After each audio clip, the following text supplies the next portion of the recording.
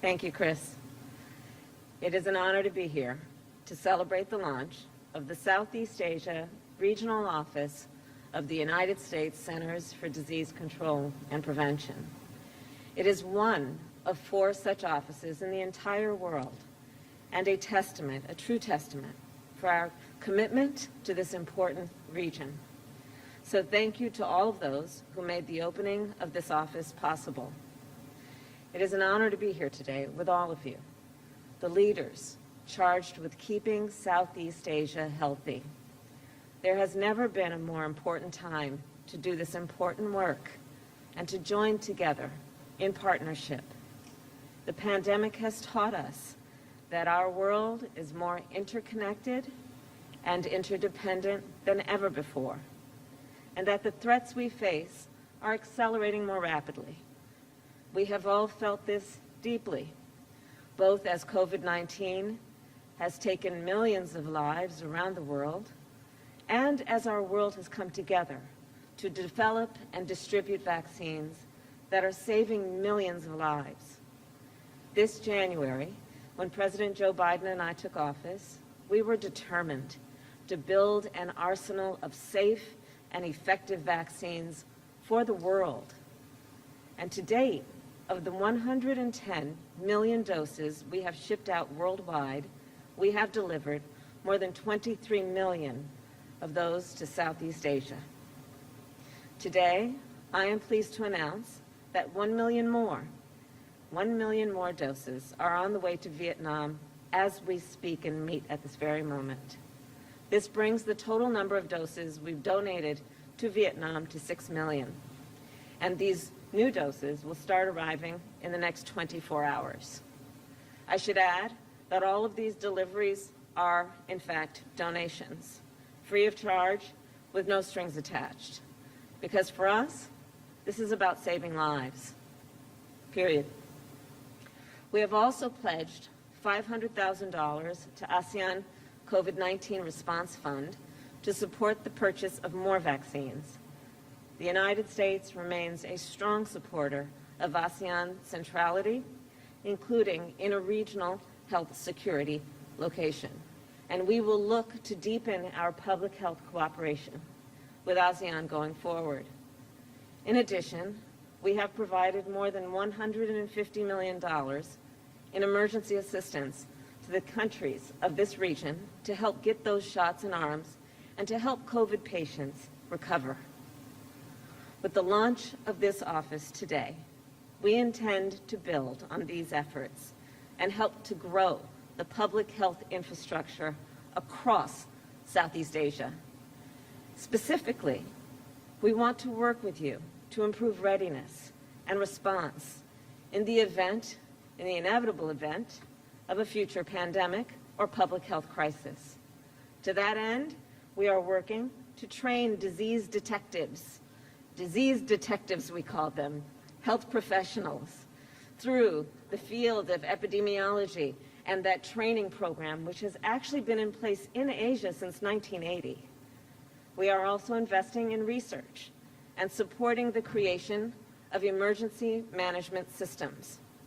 And we are working with all of you to develop the next generation of healthcare professionals, because we know the COVID-19 pandemic will not be the last threat of its kind that we face. And we must be, if we are honest, better prepared for the next one.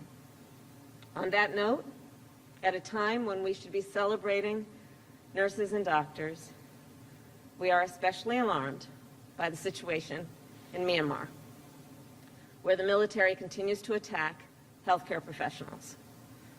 President Joe Biden and I are deeply concerned by the military coup and the human rights abuses that have followed. We condemn the violence and stand with the people of Myanmar. This must end. And today we reiterate our call for an end to the violence, the release of those unjustly detained, and a swift restoration of the path to democracy. In closing, in this new era, Indeed, our world is interconnected and interdependent. Partnership is therefore essential. We must all be willing to take on the challenges together. The challenges, let's take them on together to create opportunities together. That is why the launch of this CDC office and our work together is so very important. Thank you all, and we look forward to partnering with you for the years to come. Thank you. Thank you very much, Madam Vice President, for being here to celebrate this great event with us. And thank you, Deputy Prime Minister Ming. Deputy Prime Minister, may I invite you up to join for a photo? Thank you so much.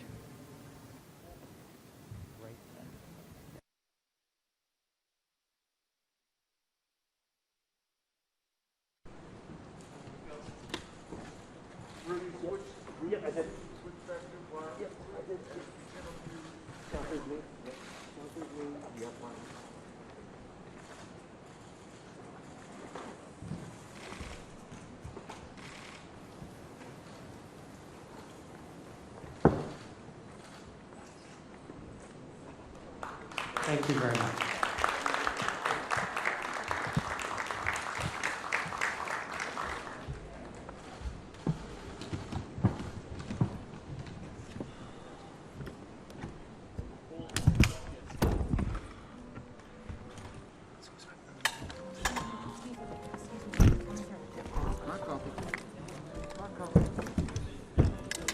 What you mean? Yep. Everything you good? Good, yeah. All right, I'm going to show you guys the back spot as for you. Side, we get the back down. Sorry about that. Full press. Angle to, if you're not full press, big way back. If you're not full press, big way back. You get your unless you're full press, you wait. Use that. Use that. Use that. Use that. Let's go. Come on. Real quick. Real quick. Let's go, real quick. Roll back to this speed walk. Sorry, folks. We're going to get you ready to cover it. Let's go. I was told there would be golf. Yeah, the golf cart. That's nothing too long. Sorry. Let's go, pool. Arrive in the workspace. Got it. I got the person's phone. Go. You're all clean. There's some delegates at the end. They're not clean. Cool. Hey, camera. There you go. It's not head on, but you're gonna get better sound because it's quiet. There. Yep, right in there. This is you. Vice President will walk on to the left. Vice President will walk on to the left. Let's just make sure the boom doesn't go in front of those cameras. Yep. Try can stay back on the workspace over there. If we need this, just prefer just cameras and just this kind of small. Sorry, this is only like.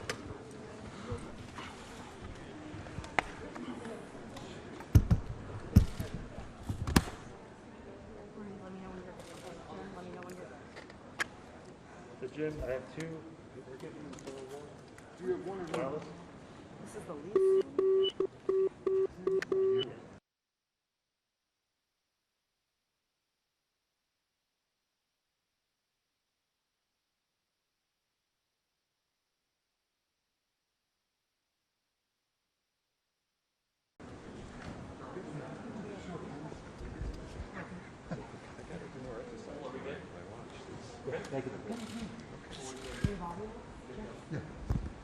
Check, one, yeah.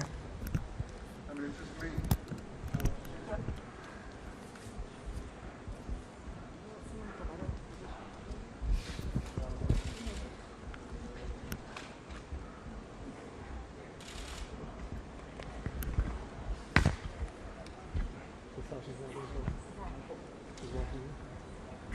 If everyone can please remain in your seats, the Vice President Harris will be arriving momentarily.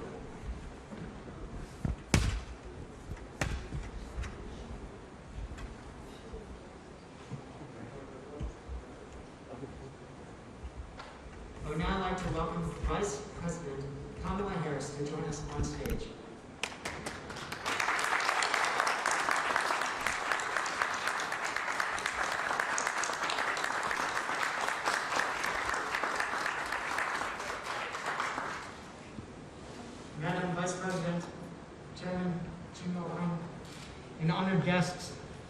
Thank you for being here with us today. This is a momentous occasion as we take the next step in finalizing the new embassy for the United States of America here in Hanoi. We recognize that both parties have made this happen through years of hard work. As we sign this lease agreement, we are laying a foundation for more than just a new building. We are laying a foundation for a partnership that continues to grow stronger day by day. I would now like to invite Charge d'Affaires Christopher Klein and Director of Hanoi Department of Natural Resources and Environment, Bui Zui Gung, to sign the lease.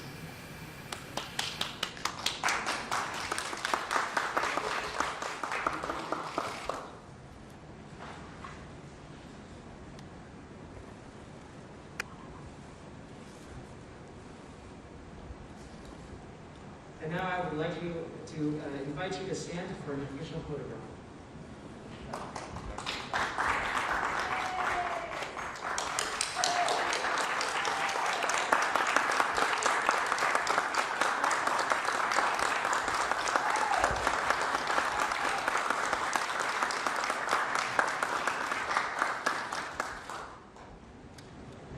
Well, I would like to say that on behalf of the United States, we are very excited about this symbol of our enduring relationship with Vietnam.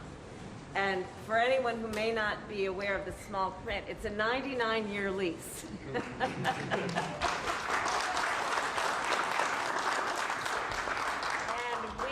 we have visions and a dream which is going to be achieved when we build this structure of it being a home and a facility where many important things will happen, where Vietnamese students will go to apply for visas to continue in the long-standing tradition of Vietnamese students seeking an education in the United States. Within those walls, we expect that there will be many very important meetings that range from the agreements and the work we will do together on trade to the work that we will do together dealing with new technologies and thinking of new areas of focus and cooperation. So we are very excited about this as a symbol of the ongoing relationship, the working relationship between the United States and Vietnam, and we thank everyone, and in particular the leaders in Vietnam, for being so welcoming and for the agreement for our continued cooperation and partnership. Thank you. Thank you.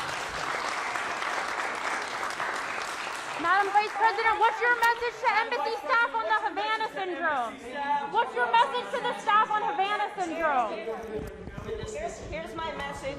Here's my message to embassy staff. Thank you. The people who work in our embassies around the world are extraordinary public servants who represent the best of what the United States believes itself to be and aspires to be, which is a good neighbor to our partners and our allies around the globe.